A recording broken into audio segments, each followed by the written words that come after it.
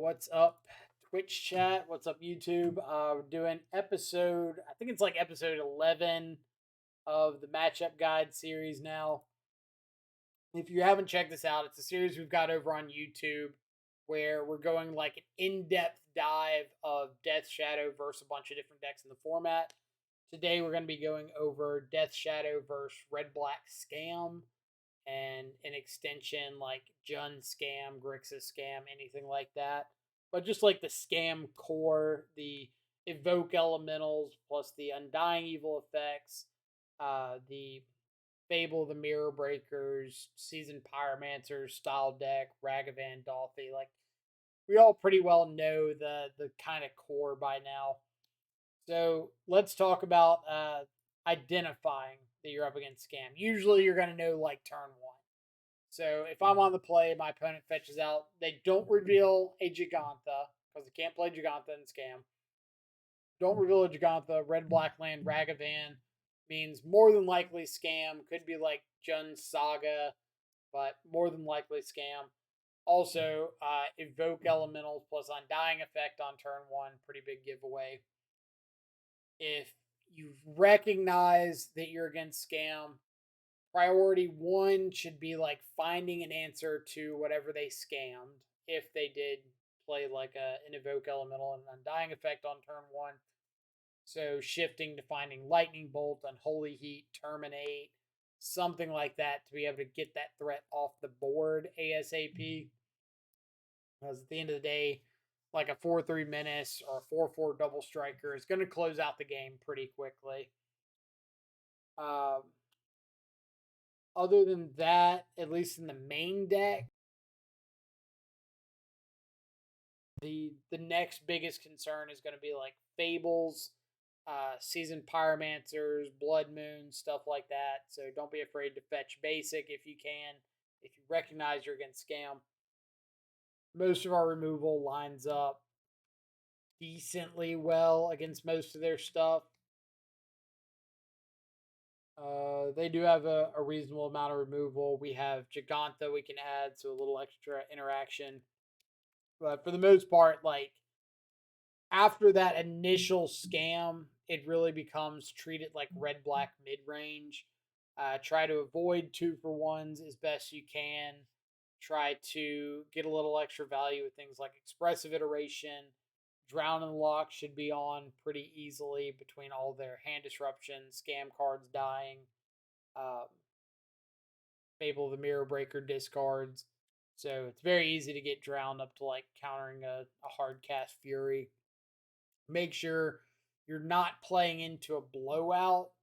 So you recognize you're getting scammed. You probably don't want to play out like Ragavan and 3-3 Channeler, or like play out Channeler and a 1-1 Shadow and put yourself in position to get blown out by a Fury.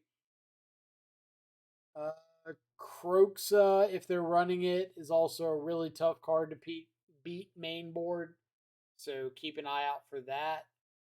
Maybe hold on to like a Terminate over a Lightning Bolt if you have an option to bolt a Fury or a Grief or terminate it. You might be thinking like, oh, I want to save this bolt to go face. Maybe you need to save the Terminate instead to deal with a Kroxa or a Fury that comes back as a 4-4 or something like that. That's about it pre-board. So let's go to post-board.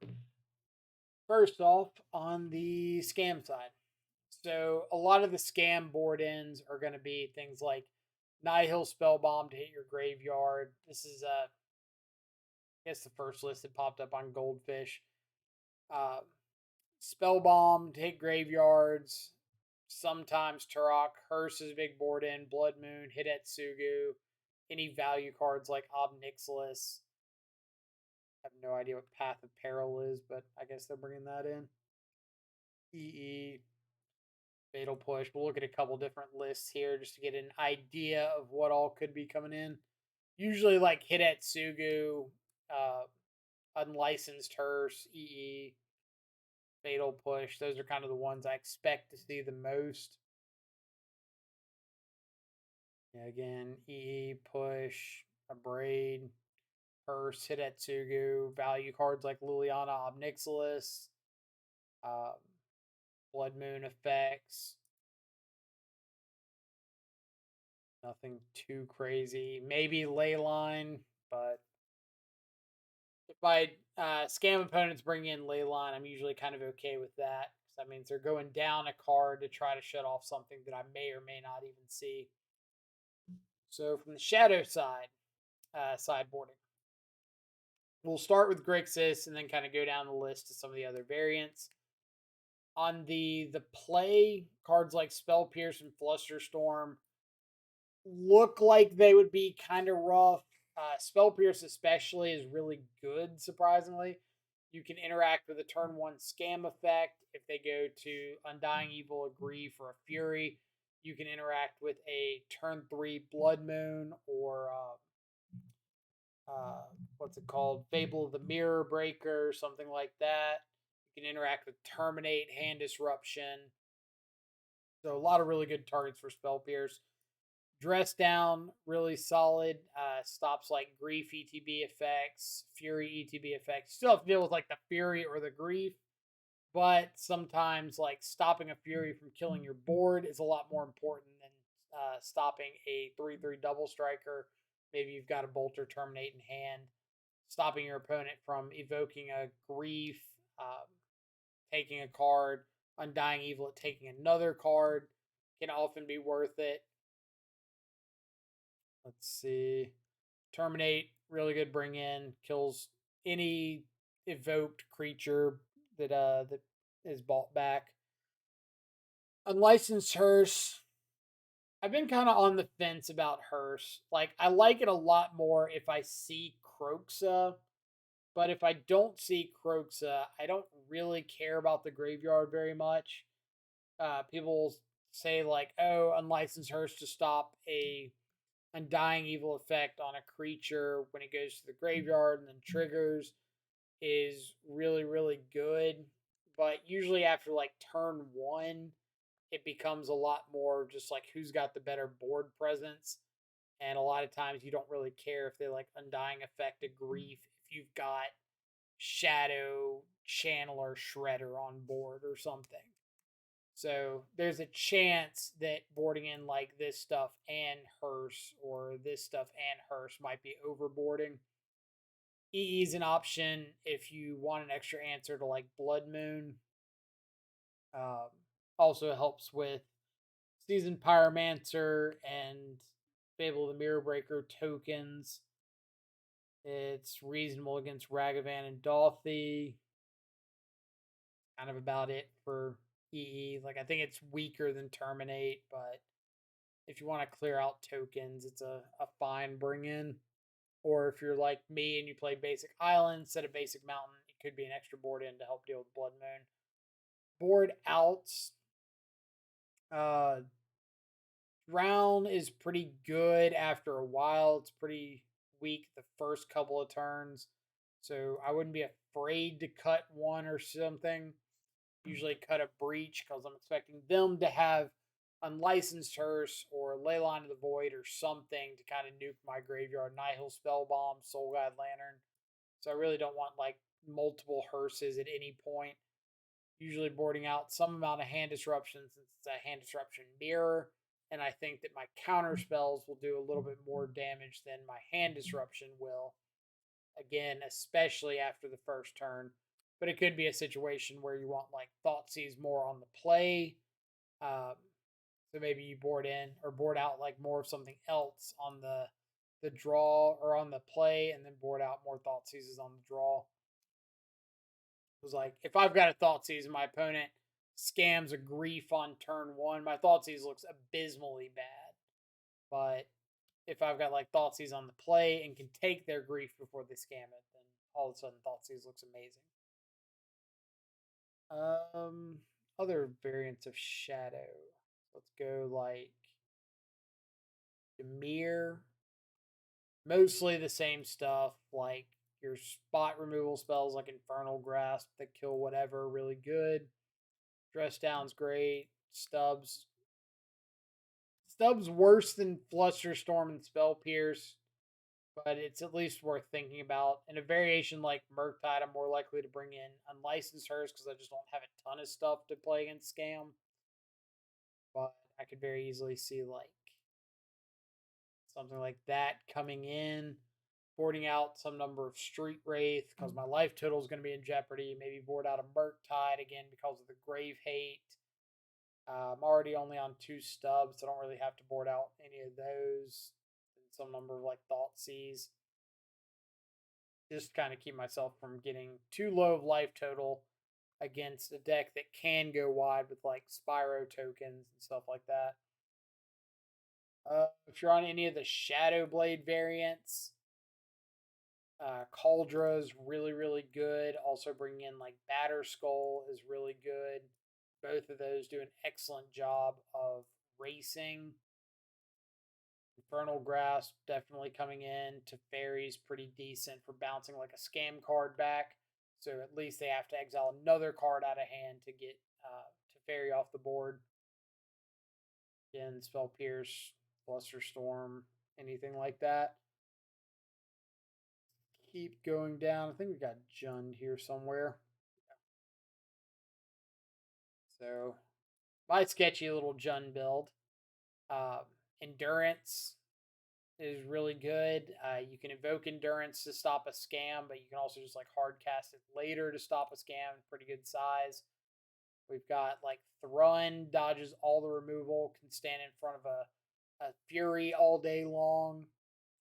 Terminate's great. Probably bringing in Hearses here. Kind of the same thing as Dimir, boarding out some number of like Street Wraith, Thoughtseize, those style of effects. Dolphy is really, really good in the matchup. Battle Rage is probably coming out because I don't want to 2-for-1 myself into a Fatal Push, Terminate, Lightning Bolt, something like that.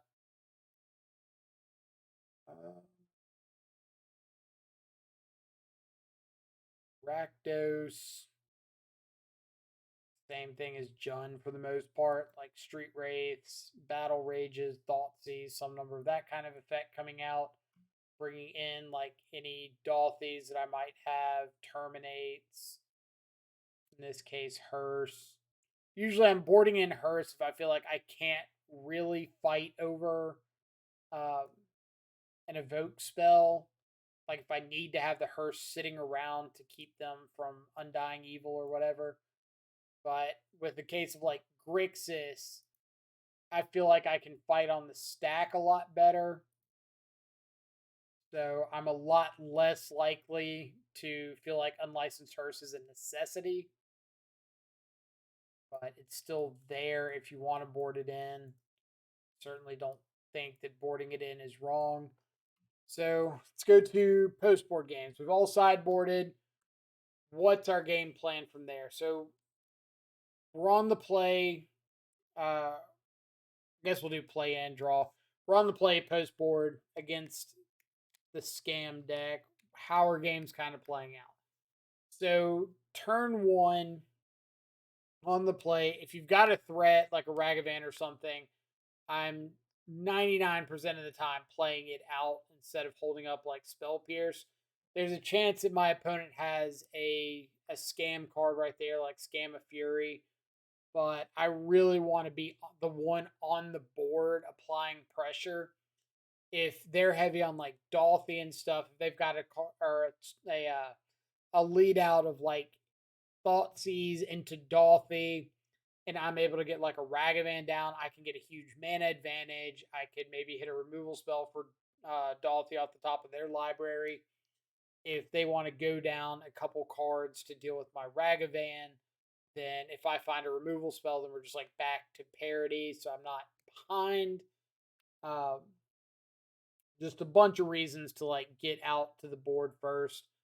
If I do have a hand of like Spell Pierce or Lightning Bolt, I'm not mad about holding that up, but I would still rather be on the board than being too reactive. I would not keep a hand that doesn't have either like Ragavan or Darcy, Lightning Bolt, Spell Pierce, Flusterstorm, something like that. You need some form of 1 mana interaction. And the reason for that is if your opponent like evokes a grief and they mess up and go for an undying effect before they resolve their look at your hand part, then being able to interact with that is crucial. Or just playing out a creature before they get a chance to evoke whatever it is, evoke a grief. They evoke a fury, like I said, they're going down 3 cards to take care of your one. You have to find a removal spell for the grief. So they're still going down 3 cards. The Fury, the card they exile to Fury, and the Undying effect for whatever they kill on your board in a removal spell. You're still ahead of that. So that is a-okay with you. Like that's a race you're happy to see. The game really starts turning when you get to like turn 3 and your opponent's able to start resolving Seasoned Pyromancers and Fable of the Mirror Breakers, Blood Moon, stuff like that. So make sure if you've got the ability to hold up like Drown in the Lock on turn 3, I would prioritize that over playing out another threat so that you can identify what you need to be fighting over or if you need to fight over whatever it is. Can you show your Dimir list again? Yeah. I'll keep this up while I'm kind of talking a little bit. Like I said, turn 3, really crucial turn. You need to be able to interact on turn 3 as best you can. So if you're playing like Dimir, holding up Counterspell, Drown, Stub, Spell Pierce, whatever it is on turn 3 is huge. I would not worry too much about like forcing out a threat right there. You need to keep yourself from putting in a position or being put in a position where you're going to lose the game. Like if your opponent resolves a Blood Moon on 3, the game's probably over. You need to fight over that. Turn 4, you might be able to like play a threat and hold up interaction, whatever. If you can on 3, great, but don't sacrifice interaction for your threat on turn 3. Uh, what's next? So Grixis, we talked about like playing out to the board. Dimir, you're really likely to have turn 1 interaction. You've got like Fatal Push and Fetch lands. You've got Spell Pierce in some lists, Stubborn Denial, Flusterstorm. You've got Thoughtseize if you want to keep some number in. So you've got a good amount of turn 1 interaction. Turn 2, Counterspell, Drown in the Lock. From there on out is like key to it. Hold up your counter spells. Wait till you have the ability to get down a Murktide out of Fury range and play a counter spell. That'll help out tremendously. If you're playing like Jund or something, you're more likely to want to put on the pressure by playing out to the board. So like turn 1 threat or hand disruption, turn 2 threat. Always want to get threats down. Especially if it's like Dauthi or Tarmogoyf, and you can kind of escape uh, a grief, like outsize a grief. They can still kill it with Fury, but at least you have like a little bit of play there. If they don't have the Fury and you have a Tarmogoyf down, you're in way better shape because you're dodging Lightning Bolt and stuff like that. K Command is a card to look out for. Anything that allows for a 2-for-1 is big. Like them undying a threat on turn 1 isn't a 2-for-1.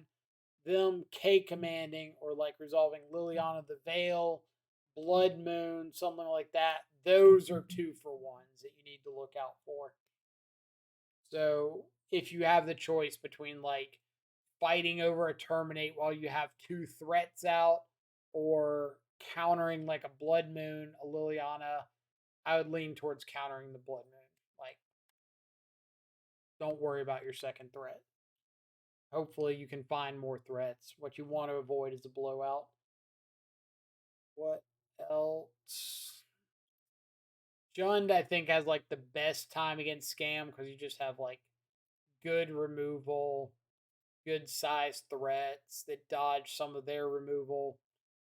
Got reasonable value plays that can get you to the late game.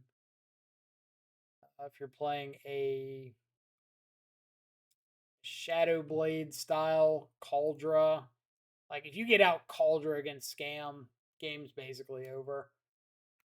They have a couple little ways here and there to interact with it. Like maybe they're playing Dismember, um,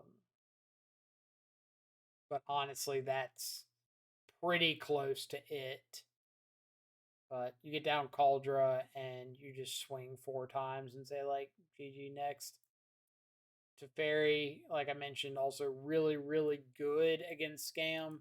Being able to bounce like a Fury, draw a card. They have to Fury plus ditch another card again to get rid of the Teferi.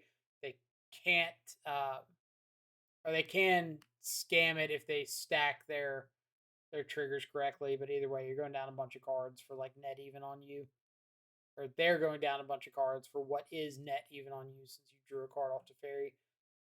Lion Sash is good if you want to exile like evoke stuff.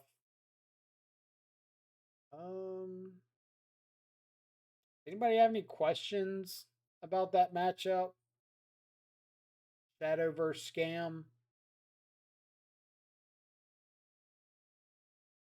I think I've gone over most everything.